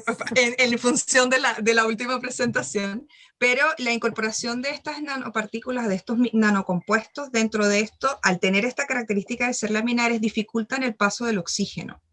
Y eso obviamente para alimentos que van a ser trasladados, por ejemplo, de exportación, que es importante en Chile, exportamos muchas frutas, obviamente aumenta la vida de estos alimentos. Y también nos puede ayudar porque al tener la capacidad de fotoactivarlos, también podemos, digamos, esterilizar el alimento una vez que esté envuelto dentro de este plástico biodegradable. Pero otra de las opciones también es que justamente tengamos la particularidad de poder biodegradar posteriormente al terminar este uso, irradiar, y que progresivamente tenga un tiempo de vida un poco más acotado que un PET, por ejemplo, o otros polímeros que son obviamente sintéticos y mucho más complejos de degradar en el tiempo. Eso, y perdón por no escuchar. No, Gracias, Cindy. Ahora a ti te toca hacerle una pregunta a alguno de los investigadores que hoy día presentaron sus investigaciones. Yo, a la Sole. Hola. Sole, yo porque no soy del área biológica, justamente me quedó una duda, ¿por qué es el receptor de progesterona el blanco de de todo el proceso que estás desarrollando? O sea, ¿por qué justamente es ese receptor? Eso no me quedó claro. Bueno, de estudios de literatura y hace muchos años se ha visto, bueno, se partió en ratones, viendo que en ausencia de la isoforma del receptor de progesterona A no hay ruptura folicular. Entonces se ha visto que, al igual que en ratones, en humanos, para que exista la ovulación es necesario que se exprese este receptor. Y por eso lo ocupamos como blanco para ver, en teoría, si la célula estaría siendo funcional a nivel ovulatorio. Porque sin él no hay ovulación. Muchas gracias, sí, muchas gracias. Aprovecho de pasar el aviso de que nuestro director de investigación, David Miranda, puso en el chat un link en el cual ustedes pueden pinchar para responder algunas preguntas sobre tanto investigaciones como para que también puedan dejarle alguna pregunta a los investigadores. Doctor Simón Guerrero, una pregunta a un investigador. Bueno, la verdad es que, como siempre, muy bonitas presentaciones, la verdad es que me gustó mucho escucharlo. Hacía tiempo no los escuchaba, así que eso igual es entretenido. Bueno, el asunto es que algo no me quedó claro con Mabel. No sé si justo en ese rato me desconecté, porque a veces me pasa. Y es más que nada con el tema, bueno, me gustó la propuesta, me gusta mucho el tema del Apple Chips y todo eso. Creo que tiene mucho potencial. Pero me queda una duda, porque tú estás generando estos implantes, ¿no es cierto? Y la pregunta siguiente es, ¿cómo lo vas a hacer luego, ¿no es cierto? ¿Vas a buscar un dispositivo que tenga una conexión eléctrica con este implante, una conexión por luminosidad, o va a depender un poco esto, o algún nanomaterial que genere, no sé, algo colorimétrico o cambios? No, lo que yo había planteado, bueno, fue parte de mi tesis doctoral, es hacer una nanobatería, algo que no pude terminar. ¿Sí? En realidad, lo que hice en mi tesis doctoral fue hacer parte de muchos nanodispositivos. Con el Atomic Layer Deposition uno puede hacer, en realidad, lo que uno se plantee, puede hacer hasta una nanomembrana, ¿sabes? Biológica, yo puedo imitar. Entonces, puedo ir poniendo átomo por átomo, moléculas por molécula y construir lo que yo desee. Por lo tanto, claro, construí una nanobatería durante mi tesis doctoral que no terminé de hacer los ensayos correspondientes, pero también, por ejemplo, construí un nanodispositivo de memoria que quedó, bueno, con resultados preliminares, y ha sido una serie de nanodispositivos, incluyendo un nanosensor. Entonces ahora, claro, digamos, el gran desafío es ensamblar todo esto. Como habrás visto algunas de las imágenes, están hechas en todas las partes, pero ahora hay que ensamblarlo. Y obviamente es tomar parte de las investigaciones que cada uno de ustedes ha hecho, ¿no es cierto?, para poder hacer un dispositivo de liberación controlada y dirigida de fármacos implantable. Claro, por eso está la idea del Lab on Chip. Muchas gracias, Mabel. Muy bien, me gusta. Okay. Me apunto para trabajar. Doctora Soledad, su turno. Yo quiero hacerle una pregunta a la Cindy. Estábamos conectadas. Cindy, yo tampoco soy tan especialista en tu área, entonces me quedó cuando hablaste de tus moléculas, ¿cierto?, que estás preparando para el tratamiento de la contaminación. Dentro de las moléculas orgánicas contaminantes, ¿hay algún blanco preferencial o esto es definido? O quiero saber más de eso. Ya. Gracias, Sole, por tu pregunta. Mira, no hay un contaminante específico. Utilizamos contaminantes modelo o moléculas que son azocompuestos, que son moléculas muy grandes, que tienen muchos grupos funcionales, como para tratar de abordar cosas que pueden ser gigantes. Aparte, también utilizamos colorantes como azul de metileno, naranja de metilo, o rodamina. Utilizamos compuestos, soluciones fenólicas, ya como para tratar de simular cosas que puedan estar en el medio ambiente, producto de, no sé, las tinturas de las ropas, por ejemplo, ¿ya? Pero la idea es poder llegar a degradar toda la sustancia orgánica que sea contaminante en cualquier afluente, ¿ya? Que se pueda adherir o absorber sobre la superficie, acercarse al dióxido de titanio y poder con eso facilitar su degradación. Por eso utilizamos diferentes modelos. Gracias, Cindy. Ahora le toca a la doctora Valeria Martínez. Ahora sí. Tengo una pregunta para la doctora Mabel Moreno, porque es muy lejos de mi área de expertise, y quisiera saber en cuánto tiempo tú piensas que uno pudiera implantarse un dispositivo, ya sea médico o, no sé, ya para ver Netflix o así. Porque estoy muy interesada. Lo cierto es que ya existen muchos dispositivos implantables, ¿eh? Estamos ayer o antes de ayer, creo que fue el Día de la Enfermera, y había una expositora que habló, ¿no es cierto?, sobre un dispositivo implantable que era para la detección de insulina. Entonces ella podía monitorear a través del computador sus pacientes. Hay una serie de dispositivos. ¿Y esos ahora, son microdispositivos de fácil acceso? Claro, son de fácil acceso. Pero nano es muy difícil. Eso te digo, hay un fácil acceso que realmente las personas puedan ser tratadas con esta tecnología, seguro que sí en el futuro, pero sí, microdispositivos hay bastante. Nano, te pregunto yo. ¿Qué es tu microdispositivos de toda la gama? Claro. Pero de nano es muy complejo. O sea, más o menos mi entrenamiento duró 4 años, 3-4 años, porque uno tiene que pasar por el dispositivo, ir paso a paso, ¿sabes? Claro. Después que uno, es como tú estás viendo todo un proceso metodológico. Entonces, cuando ya lo has testeado, ¿no es cierto? Ya te sabes la ruta.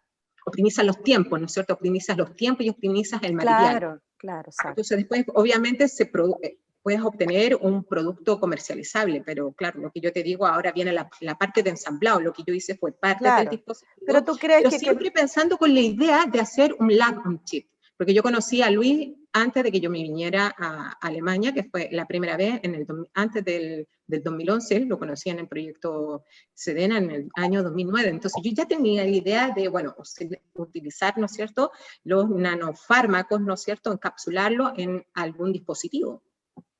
Implantable, claro, porque me encanta la robótica, me encanta toda la idea cyborg, ¿no? La idea cyborg de que uno, bueno, pueda, ¿saben? Que yo siempre, durante todo mi doctorado pensé, dije, oye, todo el tiempo que uno invierte estudiando, ¿por qué no tener un chip, ¿no es cierto? Que uno tuviese conexión a internet, descargar toda la información y aplicar ese conocimiento. Oigan, por favor, si no quiero revelar la edad que tengo, pero uno invierte bastante tiempo en adquirir el conocimiento después para poder aplicarlo. Entonces, ¿cuánto es lo que uno es útil para el mundo?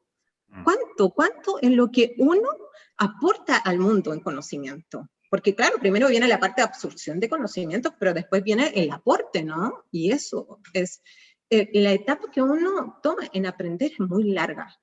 Siento que uno debería invertir más en aportar. Obviamente, en aportar uno va aprendiendo, pero sería bastante práctico tener un chip con conexión a internet. Ese es mi sueño. ¿Para cuándo, Mabel? ¿Para cuándo el chip? Depende de muchas cosas. Estamos en Va a tener que hablar con el presidente del comité de ética que está aquí presente. ¿Para cuándo? Vamos a hablar con el presidente del comité de ética. Todo el recurso en 10 años, en vez de 10 años. Gracias, Mabel. Ahora le toca al doctor Daniel Castillo. Gracias. Yo tengo una pregunta. En realidad, el día de ayer estuve conversando con Valeria bastante acerca de los microplásticos y su distribución, así que tuve una conversación bastante amena acerca de eso, y me gustaría, porque ella tiene unos puntos de vista muy interesantes, y por eso me gustaría que los pudieras compartir, Valeria, en el sentido de, ¿qué piensas tú dentro de la regulación del uso de plásticos que hay hoy en Chile? ¿Qué debería ser incluido? ¿Qué debería ser modificarse? ¿O qué debería ser añadido ahora para tener una conciencia más pulida acerca de la presencia de este material en el medio ambiente? Ay, gracias, Daniel, por tu pregunta. Bueno, la regulación en general en este país y en todos es lenta. Requiere muchísima información y todo el trabajo científico que uno hace como científico en el laboratorio, la publicación de la Mabel, toda la movida, ocurre que vale poco y tienen que volver a hacer estudios regulatorios de nuevo, ¿no? Entonces, la regulación es lenta, pero necesita y tiene y va tendiendo a tener más una base científica que una base económica, lo cual nos aporta, digamos, a pensar que en realidad esta línea de base que yo quisiera tener ya aquí en el computador va a servir para que cada país pueda regular su contaminación. El punto con el microplástico es que nosotros no sabemos si las playas que nosotros tenemos contaminadas en cada uno de nuestros países y en nuestra costa de Pacífico proviene de nuestra producción. Entonces, una parte tremendamente importante, digamos, es poder difundir el conocimiento, ¿no? Para que podamos tomar conciencia real, porque ahora estamos viendo la ballena llena de basura, ¿cierto? La tortuga ahorcada, el caballito de mar enganchado en un cotonito de la oreja, o sea, horrible. Y la gente joven es diferente a nosotros, aunque somos jóvenes y nos vemos mucho más. Mabel, que te caiga también. Entonces, pero la gente joven tiene otra onda, tiene una onda de decir, no quiero contaminar, y yo sí me compraría esta otra y sí rellenaría mi botellita. Tenemos un chip que cambiar social y nosotros creo que somos demasiado importantes, no es por ser egocéntrica, digamos, pero creo que es demasiado importante que nosotros podamos difundir este conocimiento para que la persona realmente tome una conciencia que lo que hay que cambiar no es simplemente agarrar el plástico y botarlo al botellito que dice plástico. ¿Qué se gestiona realmente? ¿Qué se hace con él? Y si realmente, ¿cuánto vale producirlo? ¿Hay plástico que sea degradable? ¿Por qué no lo estamos usando? Etcétera, etcétera. Entonces, mi visión hacia cómo este plástico nos puede afectar como sociedad y qué cambios tenemos que tener es un cambio total. Estamos usando y botando atrás de nosotros. Cuando miramos para atrás, no vemos ya. Hay demasiado juntos, ¿no? Entonces yo creo que por una parte nosotros como investigadores que pelamos el cable y que, sí, me encanta el cuestión y a quién le importa, pero a mí me encanta, hay que bajarla como a hacer este tipo de actividades como laboratorio de idea, hablar súper en simple, que a veces es complejo cuando hablas de algo súper específico, y hacernos entender, no como solamente dando una cátedra, que es lo que a nosotros por lo menos me encanta, llegar a la clase y bla, bla, bla, y toda la movida, sino que mucho con la interacción de distintas personas. Y esa interacción de distintas personas no necesariamente es el regulador directamente, con quien yo he tenido conversaciones, te comentaba ayer que yo suelo ir a las reuniones de las industrias de plástico para saber en qué andan nomás. Y ellos en realidad están súper chatos de que el plástico es malo, y el plástico es bueno, dura harto, el uso es el malo, ¿no? Entonces lo que vamos a tener que enfocar es a un nivel de conciencia. O sea, nosotros hacemos nuestra investigación y podemos unir ideas y sacar cosas, pero creo que lo más importante es hacer un clic en un cambio que es un cambio total. Tenemos que organizarnos diferente. Y tenemos un excelente ejemplo en la naturaleza y en la biología. Ahora estoy dando clase de biología celular. Son ciudades perfectas, la célula está viva y no contamina. Es sustentable, es posible. ¿Te fijáis? Y nosotros somos muchos, pero somos varios pensantes que podemos buscar soluciones, pero no nos interesa. Finalmente a ti te puede interesar, pero finalmente no te dieron la plata, ¿no? Entonces relevar el problema es, creo, muy, muy importante y creo que haría un clic. Y que la gente joven está interesada. O sea, de hecho, cuando nosotros formamos la red de microplásticos, con que trabajé en eso con doctor Simón Guerrero, fue impresionante cómo las otras universidades y otros investigadores tomaron nuestra idea y sí, hagamos esto, porque tiene sentido estudiar la contaminación emergente en un espacio grande. Porque si yo hago en solo Concón, pucha, buena onda, pero toda la costa Pacífico está, y todas las costas están afectadas. Entonces estudiar a un nivel macro, no quedarse tanto en el detalle, y perdón por los micro y nano científicos, sino que poderlo sacarlo a grande, para que realmente mostremos qué es lo que estamos haciendo nosotros con nuestro planeta, y qué tendríamos que hacer para que eso diera un vuelco. Es hacer bien de entrada lo que sabemos que estamos haciendo mal. Eso haría. Oye, Gracias, Valeria. Disculpa que la interrumpa, tremendo mensaje que está entregando la doctora Martínez. Sí, bueno, aquí tenemos algunos de los resultados de la encuesta en Menti sobre el interés que han concitado la parte de nuevas terapias y también donde se considera que el tema de los microplásticos y nanoplásticos son un tema de preocupación nacional. A propósito de la discusión que se abre en el momento constituyente de nuestro país y de todo lo que significa la normativa ambiental y de las investigaciones que favorablemente han generado nuestros académicos. Yo fui testigo de la efervescencia que comenta Valeria por correo electrónico de la red de nanoplásticos, digamos, que se generó una gran motivación de los investigadores en todo el continente. La costa del Pacífico, claro. Así que eso, me saco el sombrero con esa iniciativa, muy buena, tremenda, y ojalá que sigan progresando con esto. No sé si, en honor al tiempo, si queda alguna pregunta pendiente. Al menos Raúl, que Raúl la pidió hace rato. Raúl fue el primero a levantar la mano y va a ser el último en preguntar, así que le vamos a dar la última pregunta a Raúl y luego ya cerraremos. Pero tiene que abrir el micrófono, don Raúl. Claro, sí. Si no difícil. O Charumo. Yo tampoco soy experto en biología, quería hacerle una pregunta a Simón. Bueno, tenía hartas preguntas para todos, pero eso ya lo veremos más adelante. En algunos seminarios. El laboratorio.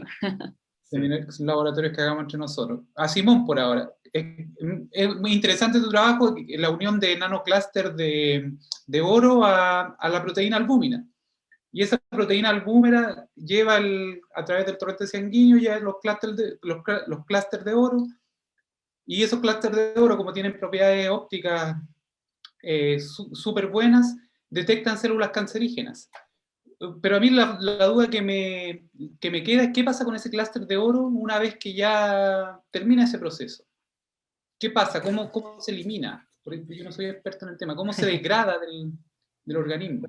Bueno, una muy buena pregunta. Lo que uno espera siempre es que ahí el hígado tenga su rol importante en la eliminación. Lo interesante es que la albúmina tiene un tiempo de duración dentro de nuestro sistema de tal vez unos 20, 30 días, incluso es bastante entretenida en sus condiciones. Pero lo que al menos yo esperaría, y de algunos otros estudios que he hecho con otros nanomateriales, es que se están eliminando dentro de, finalmente, en las heces y por la orina. Igual siempre hay el riesgo, y esto no es solo para los nanomateriales que estoy proponiendo yo, sino que en general, que pudiesen acumularse, y eso también se ha visto. Hay algunos nanomateriales que sí se acumulan, hay un porcentaje de lo que yo estoy incorporando que posiblemente también se acumule, y eso es parte de los riesgos también de no abusar, y por eso también nosotros lo que tratamos siempre, o como ideal, o como siempre lo estamos mentalizando, que tratar de que sea un sistema muy, muy eficiente, cosa de ocupar la menor cantidad posible para no tener tanta alteración del sistema. Finalmente ese es un poco siempre el desafío de los nanomateriales. Sí, porque uno siempre piensa, un átomo de oro, un metal pesado, uno siempre piensa en metales pesados. Y justamente es eso, porque imagínate, yo estoy proponiendo que una proteína está uniéndose a un metal, por ejemplo. Y esto está ocurriendo realmente con otros nanomateriales, con otras proteínas, con otros, los aminoácidos. Tú sabes que generan dominios dentro de las proteínas y esto puede tener ciertas regiones donde puede interactuar más con menor afinidad. Por ejemplo, la hemoglobina es un ejemplo natural de que un metal es muy estable dentro de una estructura biológica y eso lo mantienes ahí para transportar oxígeno. O sea, es un sistema natural biológico que lo tenemos ahí. Entonces, que pudiese ocurrir con otras proteínas sí es un riesgo, es un temor latente en algunas circunstancias, pero hasta el momento no se ha visto tan crítico este tipo de cosas. Eso es el tema. Ahora, si nosotros de verdad que liberamos una tecnología de esta, siempre va a tener que ser el monitoreo continuo, porque eventualmente esto es parte de los riesgos que uno tiene que ir evaluando a futuro. O sea, no es algo que tenemos que liberar y dejarlo libre, de libre albedrío, porque siempre hay cosas que pueden pasar. Tenemos tanta variabilidad entre nosotros que pudiese ver, por ejemplo, tal vez alguna pequeña mutación que sea suficiente como para que genere una mala acumulación de algo y eso obviamente sea peor de lo que nosotros estamos proponiendo. Eso siempre es parte de... Eso. Falta evaluarlo todavía, falta evaluarlo. Sí, son cosas que están ahí.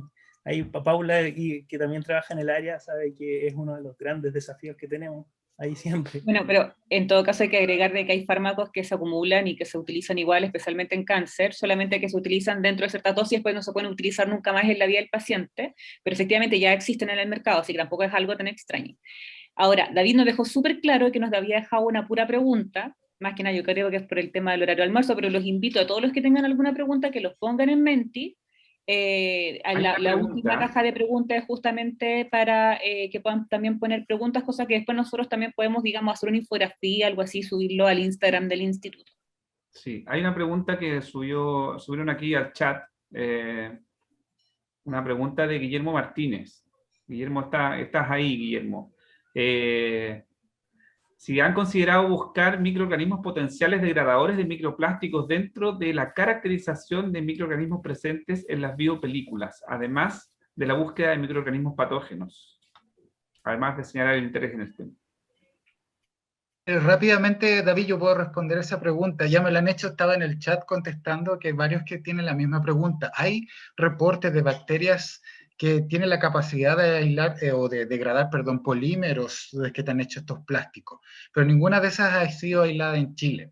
Y este trabajo también podría ser una oportunidad excelente de entender cuáles comunidades existen ahí y cuál de todas esas comunidades, qué bacterias en específica podían degradar el antibiótico, perdón, el polímero que está como compuesto este componente plástico. Entonces, dentro de los objetivos puede ser perfectamente llevado a cabo una línea paralela de buscar bacterias que tengan la capacidad de degradarlo.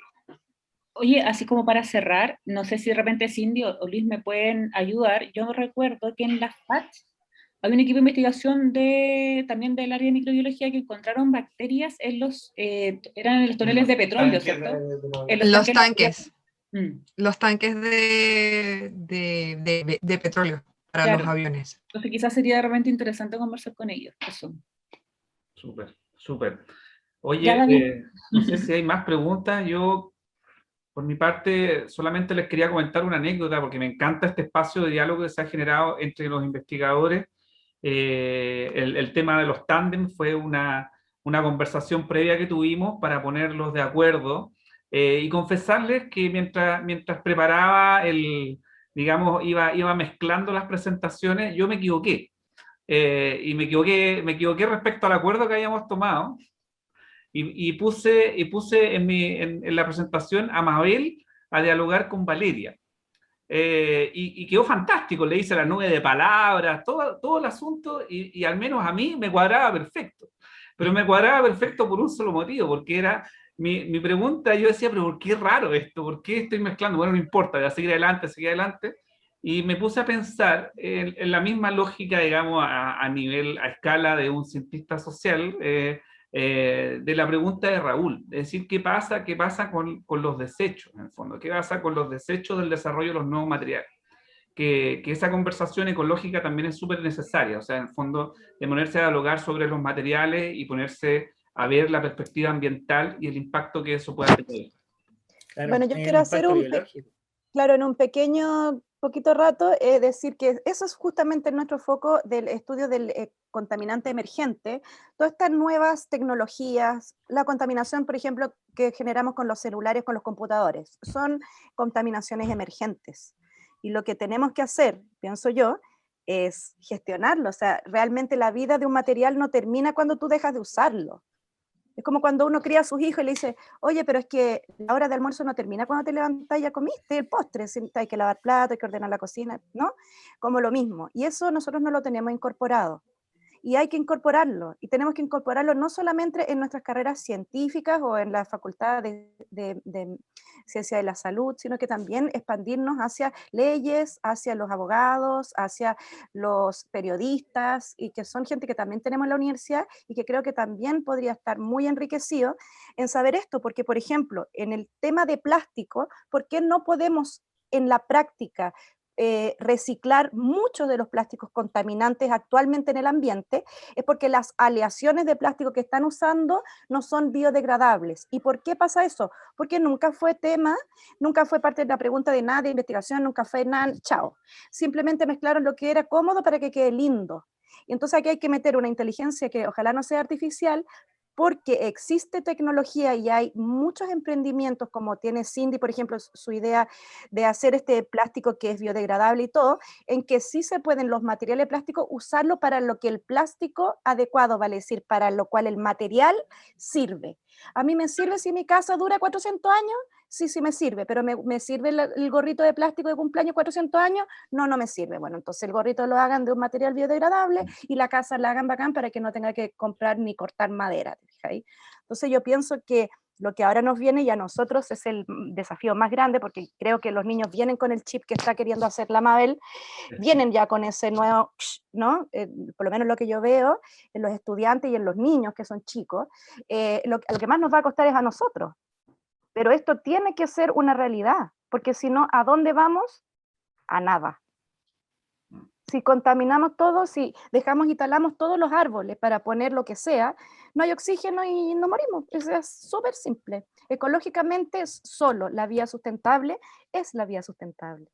Así no hay otro. La economía... Gracias, Valeria. Sí, pues, gracias, Valeria. Esa es una de las mejores respuestas a una de las preguntas centrales de este laboratorio de ideas, que era ¿por qué investigar? Y así que los queremos dejar con la inquietud de por qué investigar, y invitarlos a los próximos laboratorios. Yo creo que aquí todavía hay más gente con ganas de hablar. No sé si la rectoría me va a autorizar a que continúe con este horario, pero les quiero agradecer a todo el equipo de investigadores por el esfuerzo en acomodarse en formato nuevo, a la moderación de Paula Solar muy atingente, al equipo de comunicaciones y a cada uno de ustedes. Así que si quieren hacer un comentario final, yo encantado. Cindy, una pregunta para ti. ¿Esos catalizadores de dióxido de titanio no lo han probado? Porque son de materia orgánica. Los polímeros son orgánicos, que yo sé. ¿No lo han probado en polímeros? No hemos utilizado hasta el momento polímeros para la formación de los compuestos. Sí, esa es la pregunta. Hemos utilizado solamente cadenas hidrocarbonadas largas. La pregunta es degradación para degradar polímeros. Porque es un...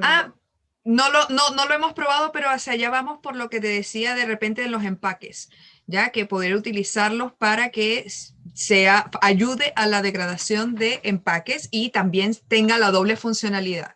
O sea, alargue la vida del material, del alimento, y una vez que ya termina ese uso, se pueda favorecer la degradación. Entonces ahí ahora tenemos que probar ya con el material sólido si es factible degradarlo con radiación UV utilizando nuestros compuestos incorporados dentro de la estructura del polímero. Sí, pero yo a lo que yo me refiero es que tú tienes un catalizador que degrada materia orgánica, ¿no es cierto? los plásticos yo los veo como materia orgánica porque son polímeros orgánicos, ¿no es cierto? Todos los plásticos. Entonces, y no pueden ser degradados biológicamente, ese es el gran problema. Por eso, a eso apuntaba yo, que tus catalizadores podrían, o sea, estudiado que degraden plásticos, polímeros orgánicos, los que no pueden Por ser... eso, hasta el momento no lo hemos probado con polímeros plásticos como por ejemplo el PET. El PET, ¿ya? O sea, no hemos utilizado polímeros para hacer la degradación como prueba, solamente hemos utilizado moléculas modelo.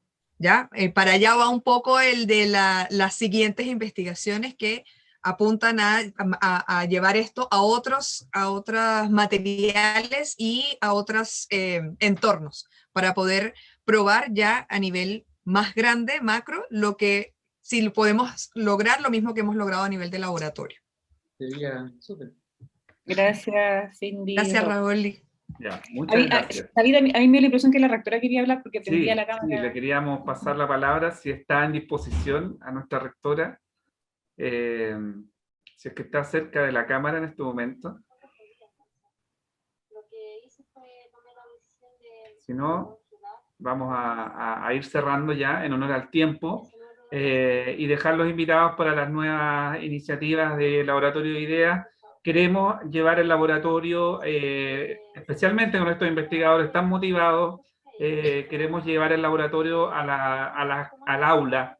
Es la próxima etapa, llevar el laboratorio al aula especialmente de asignaturas de metodología de la investigación, obviamente de forma didáctica y parcelada para poder tener otro tipo de interacción. Así que ese lo dejamos anunciado. Rectora, qué bueno tenerla. Todavía. Si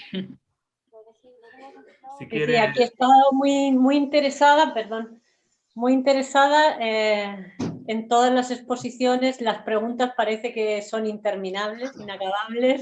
Esto podría durar horas, ¿ya? Así que, bueno, van a venir futuras iniciativas, como planteaba el director de investigación. Muchas felicidades a todo el equipo. Y aprovecho, ya sé que felicité directamente al doctor Luis Velázquez, pero aprovecho a felicitar a los investigadores por el logro de la publicación en la revista Nature, que es un orgullo y un tremendo posicionamiento. Así que muchísimas felicidades, aprovecho para hacerlo aquí en vivo y en directo. Muchas gracias. 4 investigadores aquí presentes en ese artículo, si no me equivoco. Así que felicitaciones y esperamos que sigan los éxitos, porque sin duda ha sido mucho trabajo, muchos años de esfuerzo invertido, e incluso desde que se depositó la publicación también ha sido años, así que felicidades. 2 años esperando. 2 años. 2 años, sí. Satisfaciendo los nuevos requerimientos de los refri, es un proceso bastante largo. Así es. Y puedo decir que Luis en algún momento puede haber estado dudando, o muchos de ustedes, pero sí, el esfuerzo, la perseverancia da resultados. Eso es el mensaje final, ¿no? Es perseverar con las investigaciones, algo tan difícil en estos tiempos. Muy importante. Muchas gracias. Así que bueno, muchas gracias. Por mi parte creo que ya nos podemos despedir. Y agradecerle por este tremendo laboratorio de ideas que me parece que ha sido extraordinario. Por mi parte me voy muy satisfecho. Así que gracias por el esfuerzo dispensado y por la presencia. Que tengan un buen día. Bueno, buenas tardes. Buen fin de semana. Que estén todos bien.